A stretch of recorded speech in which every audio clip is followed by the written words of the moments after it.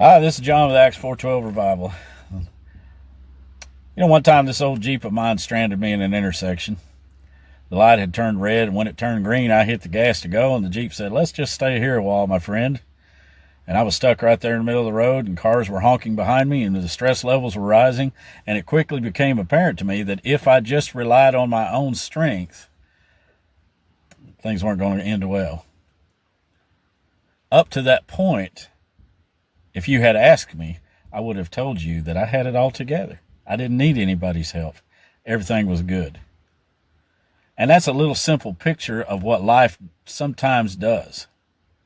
We think that we've got it, under control, everything is going fine, and then suddenly, almost out of the blue, comes a burden that is too heavy for us to bear alone. It can come through the grief of an unexpected loss, through uncertainty or anxiety or just plain exhaustion. But at times, we are struck with something that is beyond what we can bear. And we can put on a brave face and try to convince others that everything is good and we can handle this. But if you could see beneath the surface, it wouldn't be hard to tell that we're barely hanging on. The good news God tells us, though, is that we don't have to rely on our own strength. In Deuteronomy 33:27, God says that He is our refuge, and that underneath are the everlasting arms. That through Christ, we have a source of eternal strength and rest and comfort that this world does not comprehend and cannot understand. But that as His own, this is His free gift to us. God's arms never fail. They never grow weary. He never leaves us. I have a confidence and a surety through the sacrifice, the death and resurrection of Jesus that I cannot find anywhere else. And this is where God bids us to come and to place our hope, to find our comfort, to take our rest in His eternal arms. To know that no matter what it may seem like to the world, we're not alone. We're not abandoned.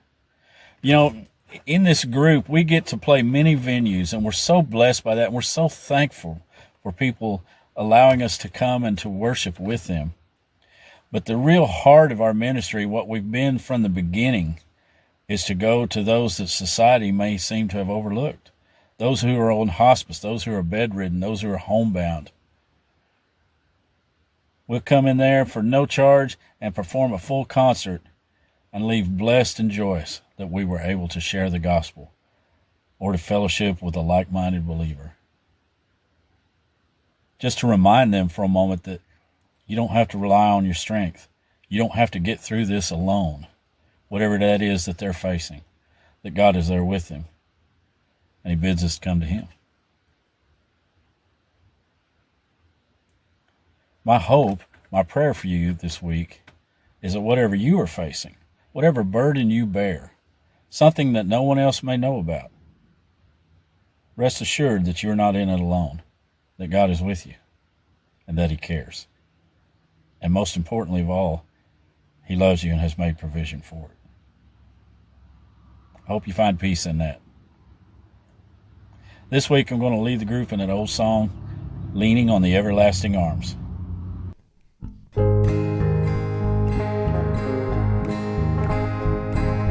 What a fellowship, what a joy divine, leaning on the everlasting arms.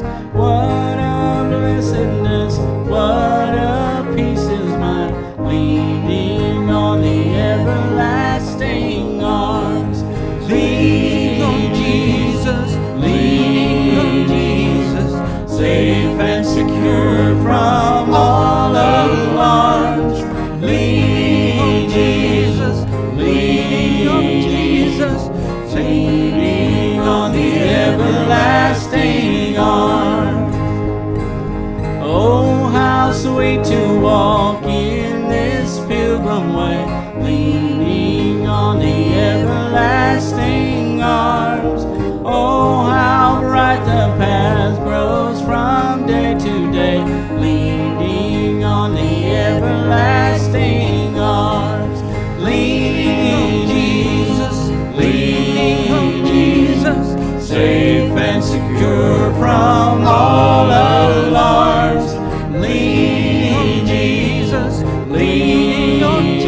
Jesus, leaning on the everlasting arms.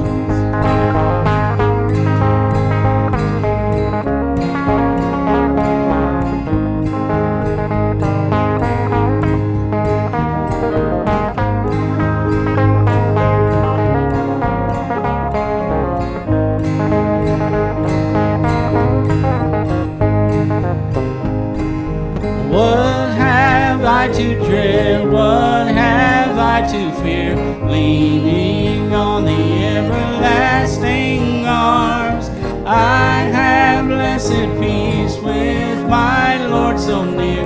Leaning on the everlasting arms, leaning on Jesus, leaning on Jesus, safe and secure from all alarms. Leaning on Jesus, leaning on Jesus, leaning on the everlasting arms. Leaning, leaning, safe and secure from all alarms. Leaning on Jesus, leaning on Jesus, leaning on the everlasting arms.